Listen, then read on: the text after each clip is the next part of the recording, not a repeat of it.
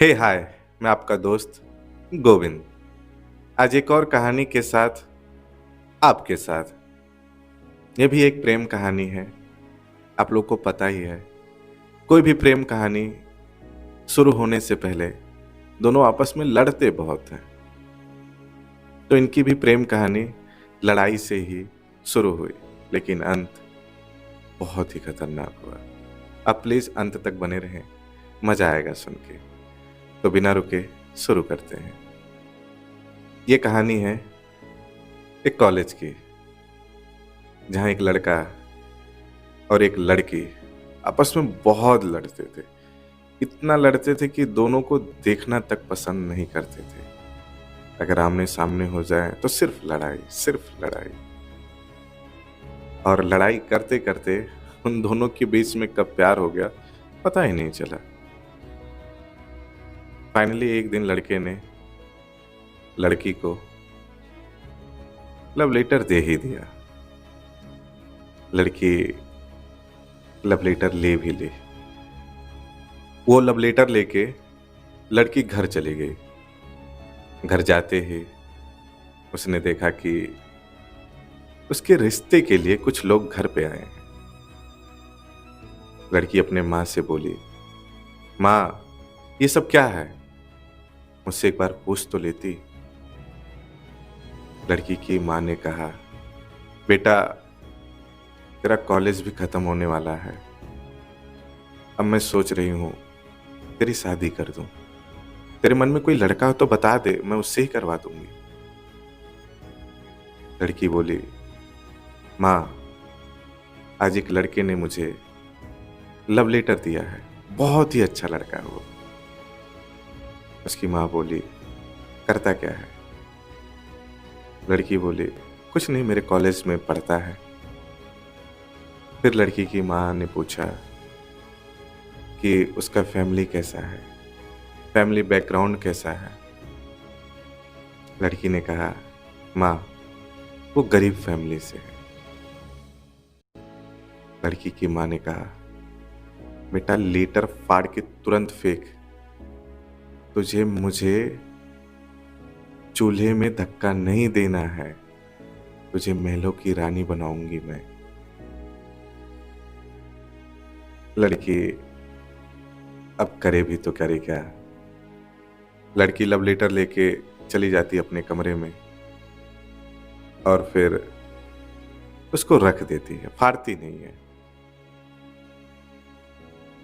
शायद ये रिश्ता पक्का हो जाएगा, पता नहीं, लेकिन शायद ये पक्का हो जाएगा। लड़की के मन में ये सब बातें चल रहा है। लड़की 10 दिनों तक कॉलेज नहीं जाती है। 10 दिन के बाद कॉलेज हो जाती है।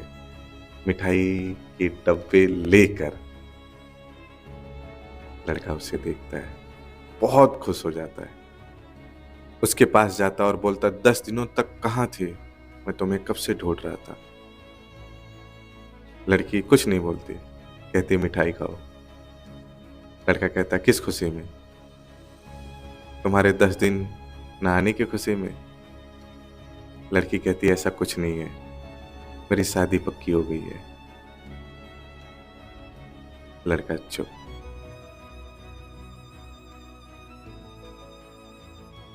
अब लड़का करे भी तो करेगा। लड़की भी चुप, लड़का भी चुप। लड़का कुछ देर बाद फिर बोलता ही है फाइनली कि कोई बात नहीं, तू कर ले शादी, लेकिन अपने साथ मुझे रख लियो। मैं तेरे साथ ही मरना चाहता हूं। जीने का तो पता नहीं, लेकिन तेरे साथ ही मरना चाहता हूं मैं। लड़की कहती है, चुप कर, आज जियो शादी में। लड़का भी मुस्कुराते हुए कहता, ठीक है आ जाऊंगा, लेकिन तू अपने साथ रख लेना प्लीज मुझे। ड्राइवर ही रख ले, कुछ रख ले, ड्राइवर रख ले या फिर बाउंसर बना ले या कुछ भी, तू पैसा मत दियो, मैं तेरे साथ रहना चाहता हूँ, बस रहना चाहता हूँ, कैसे भी करके। लड़की कुछ नहीं बोलती, चली जाती है। लड़का अब करे भी तो करे क्या, बेचारा दिल रो रहा होता है लेकिन चेहरा मुस्कुरा रहा होता है। शादी का दिन आता है, धीरे धीरे लड़का उसके घर जाता है। 10 दिन पहले उसके घर जाता है। लड़का 10 दिन पहले उसके घर जाता है। उसके घर पे जाके बहुत काम करता है, इतना काम करता है, इतना काम करता है, खुशी के मारे काम करता है। लेकिन दिल रो रहा होता है। उसके घर वाले देखते हैं, कहते इतना खुश क्यों है। लड़की भी देखती है, कहती इतना खुश क्यों है। कहता है मेरे दोस्त की शादी हो रही है। अब कैसे कहे मेरे प्यार की शादी हो रही है, कैसे रो के बताए अपने जज्बात। लेकिन फिर भी लड़का बहुत काम करता है, बहुत काम करता है उस घर में। छोटे से बड़े, बड़े से छोटे, सारे काम करता है। फिर जब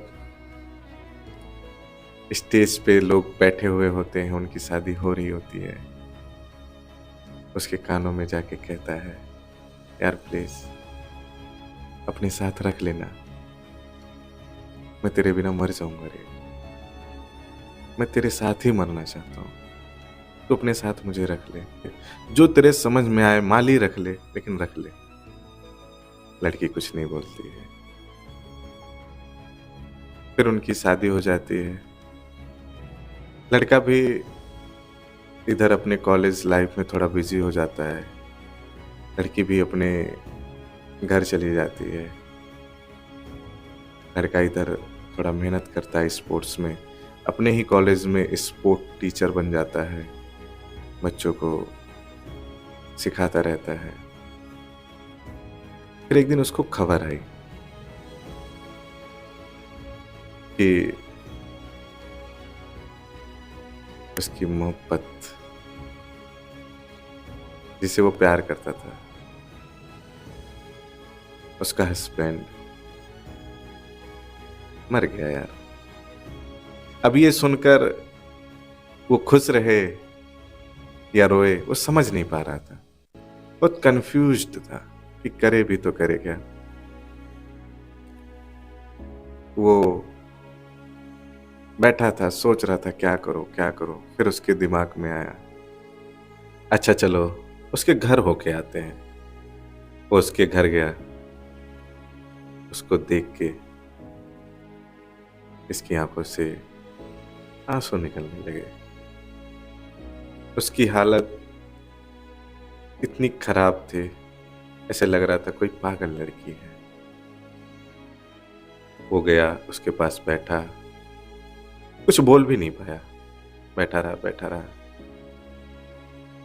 फिर वो वहां से चला आया।